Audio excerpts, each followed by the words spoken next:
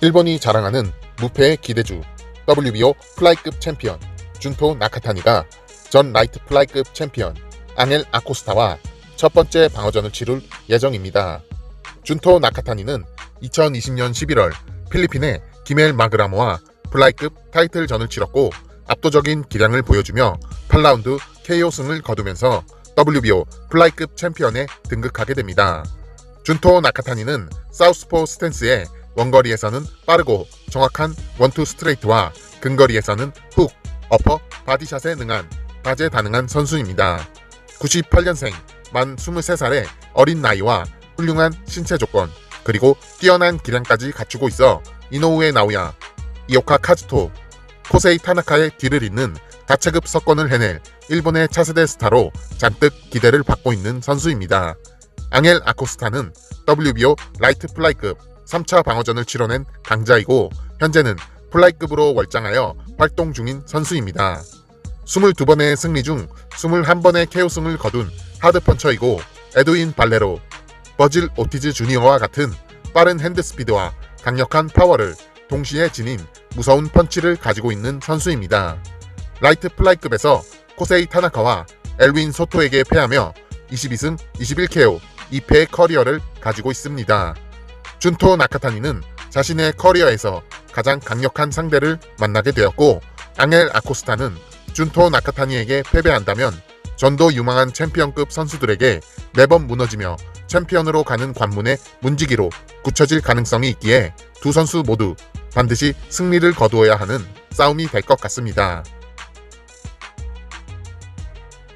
후안 프란시스코 에스트라다와 로만 곤잘레스는 2012년 11월 라이트 플라이급 타이틀전에서 첫 대결을 벌였고 강력한 상승세를 타고 있던 로만 곤잘레스가 명승부 끝에 판정승을 거두었습니다.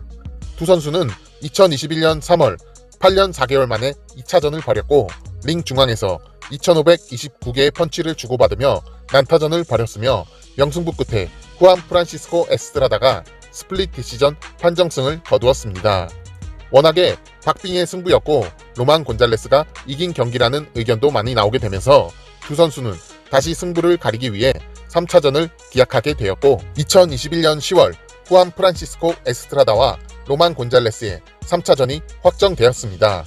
슈퍼플라이급은 WBA, WBC, 후안 프란시스코 에스트라다, IBF, 저윈 앙카야스, WBO, 이오카 카즈토가 챔피언 타이틀을 가지고 있고 로만 곤잘레스, 스리사켓 룽비사이가 타이틀을 노리고 있는 탑 컨텐터의 위치에서 체급을 지키고 있습니다. 슈퍼플라이급 최정상의 자리를 지켜야 하는 후안 프란시스코 에스트라다와 다시 한번 정상의 자리에 오르려고 하는 로만 곤잘레스는 10월 16일 못다한 승부를 내기 위해 링 위에 오를 예정입니다.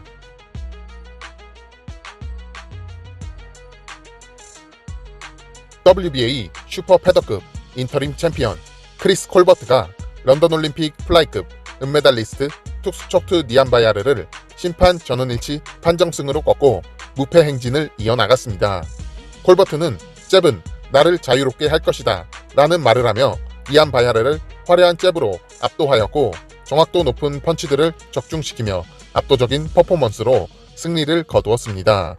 콜버트는 421개의 잽을 던지고 112개를 적중시켰고 니안바야르는 168개의 잽을 던지고 20개의 잽을 적중시키며 콜버트의 잽이 경기를 지배했음을 증명하였습니다.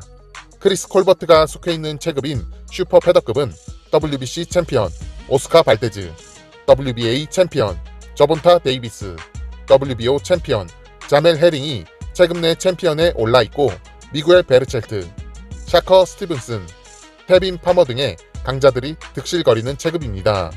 크리스 콜버트는 니안 바야르를 꺾고 타이틀 전선에서 싸울 수 있는 기량을 검증하였습니다.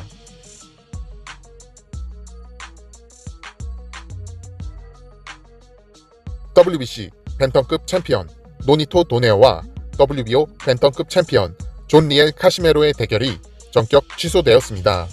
노니토 도네어는 바다에서 실시될 예정인 엄격한 약물 테스트를 받는 것에 대해 지지를 하였고 존 리엘 카시메로는 이 약물 테스트를 거부하면서 두 선수의 사이에서 불신의 문제가 생기기 시작했습니다. 설상가상으로 카시메로는 도네어의 아내에게 모욕적인 욕설까지 퍼부으며 도네어의 심기를 불편하게 만들었습니다. 결국 노니토 도네어는 약물 검사를 거부하고 자신의 아내를 능욕한 카시메로와의 대결을 거부하게 되었고 두 선수의 대결은 전격 취소되었습니다. WBA IBF 벤턴급 챔피언 이노우에 나오야는 약물 검사를 거부한 카시메로를 맹비난했고 벤턴급 타이틀 매치의 방향은 이노우에 나오야 대 노니토 도네어, 존 리엘 카시메로 대 기에르모 리곤도의 대결로 흘러갈 것으로 예상되고 있습니다. 칼럼 스미스와 빌리 조 사운더스를 꺾고 WBA, WBC, WBO 슈퍼 미드급 통합 챔피언에 등극한 카넬로 알바레즈는 마지막 남은 벨트의 주인인 IBF 챔피언 케일러 플랜트와의 대결을 계획하고 있지만 플랜트 측에서 무리한 대전료를 요구하게 되면서 대결 협상에 난항을 겪고 있습니다.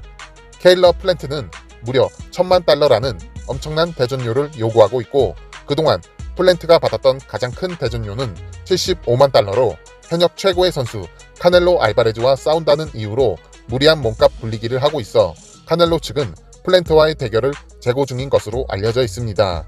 카넬로는 슈퍼 미드급 IBF 챔피언 플랜트와의 대결을 건너뛰고 곧바로 라이트 헤비급으로 월장하여 WBA 라이트 헤비급 챔피언 드미트리 비볼토는 WBC IBF 라이트 헤비급 챔피언 아투르 베테르 비에프와 대결을 벌일 수 있다고 밝혔습니다. 카넬로는 무리한 몸값을 요구하는 플랜트를 건너뛰고 라이트 헤비급으로 올라갈지 다시 플랜트와의 협상을 성공시켜 슈퍼 미드급의 모든 벨트를 놓고 대결을 벌이게 될지 많은 복싱 팬들의 관심이 쏠려 있습니다. 전 IBF 슈퍼 벤턴급 챔피언 레흘로 레드와바가 코로나 바이러스 합병증으로 인해 사망하였습니다. 남아공 출신의 레흘로 레드와바는 IBF 슈퍼 벤턴급 5차 방어전을 해낸 훌륭한 복서였고 6차 방어전에서 매니 파키아오에게 패하며 타이틀을 빼앗겼습니다. 이때 매니 파키아오는 레흘로 레드와바를 꺾고 첫 세계 챔피언에 오르게 되었습니다. 레드와바는 36승 23KO 1무 6패의 커리어를 남기고 은퇴하였습니다. 이 소식을 들은 매니 파키아오는 레드와바의 죽음을 듣고 너무 슬펐습니다. 그는 링 안팎에서 진정한 챔피언이었으며 놀라운 유산을 남겼습니다. 챔피언을 애도합니다. 라는 글을 남겨 그의 죽음을 애도하였습니다. 전 IBF 슈퍼 벤턴급 챔피언 레흘로 레드와바의 죽음을 애도합니다.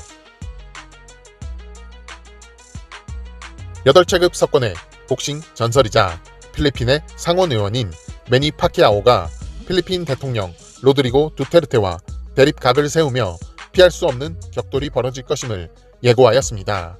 파키아오는 두테르테와 같은 민주 필리핀당 소속으로 두테르테의 마약과의 전쟁을 지지하기도 하며 돈독한 사이를 유지해왔지만 두테르테의 친중적인 태도를 비난하면서 대립각을 세우기 시작했고 최근에는 두테르테 정부가 한화 2,310억 원 규모의 코로나 바이러스 재난지원금을 제대로 분배하지 않고 국민들의 재산을 집어삼키는 부패 행각을 했다며 두테르테를 저격하고 나섰습니다. 이에 두테르테는 파키아오에게 더러운 자식이라고 하며 비난을 하며 의회에 나와서 증거를 찾아서 밝히라고 하였고 복싱 챔피언이 정치에서도 챔피언일 수는 없다며 파키아오에게 독설을 쏟아부었습니다. 내년 대선 출마를 앞두고 있고 대선 선호도 조사 1위를 달리고 있는 파키아오와 두테르테 대통령의 정치권 파워게임은 둘 중 하나는 파멸을 해야 끝을 볼 것 같습니다. 개인적으로 매니 파키아오를 응원합니다.